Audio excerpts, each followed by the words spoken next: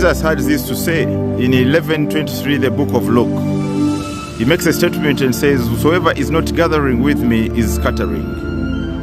You know, believe you me, we are a church at crossroads.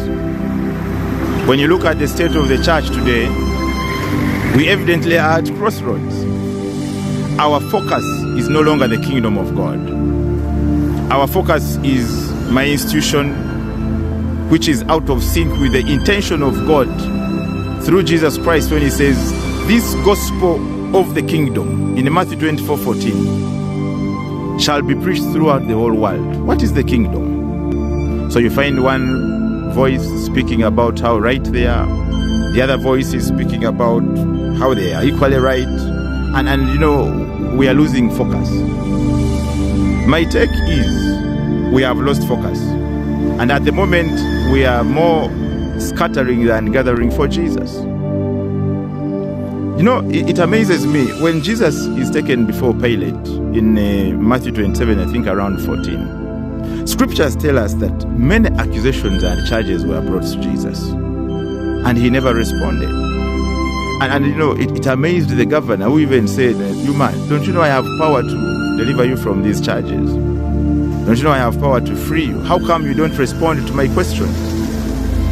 So, in other words, it is not wise that each time somebody is accused of something, then we have to come out and do all we can, do PR damage and explain ourselves out. No. Sometimes it is better to be silent than to struggle to appear right. Because in the process of trying to appear right, in the process of trying to clear our names in earthly public, we end up, you know, causing more damage. We end up appearing more unified than unified.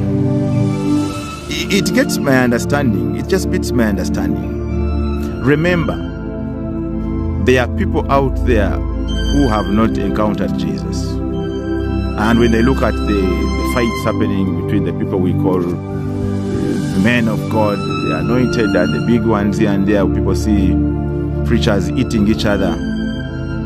Where is the concern of that person who has not encountered Jesus, who is on their way to hell? In the process of me going in the public and speaking this and that, proving myself right and trying to prove the other wrong, trying to show the other person is not good enough, in the process of me going to the public and saying, well, my ministry is big, it looks better than yours, or probably for you, you are in a very dirty place, for me, I'm global, I'm international. In the process of doing that, whereas it is utterly true, where does this put this person who has not yet received Christ? Just think about it. Jesus makes a statement in Luke 17:2. He says, whoever stumbles these little ones, it is better a millstone be hung in their neck and they be plunged straight into the sea. Who are the little ones? It could be somebody who has just come to the saving knowledge of Christ. It could be somebody who is about to come to the saving knowledge of Christ. And then we stumble them because we are using pulpits for political correctness. The pulpit should be absolutely and strictly as a channel of communication for communications from Zion. A pulpit is a channel and conduit for communications from Zion through man to man.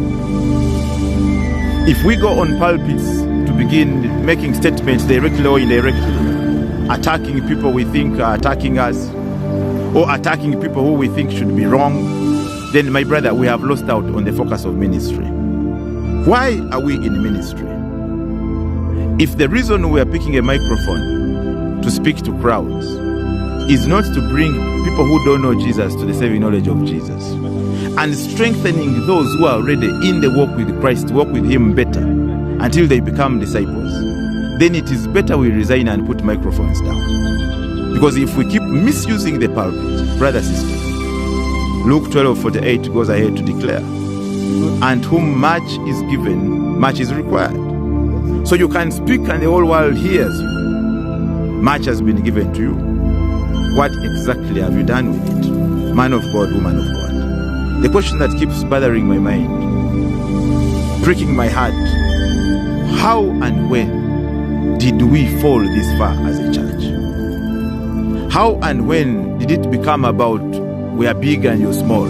You come out and show me how right you are.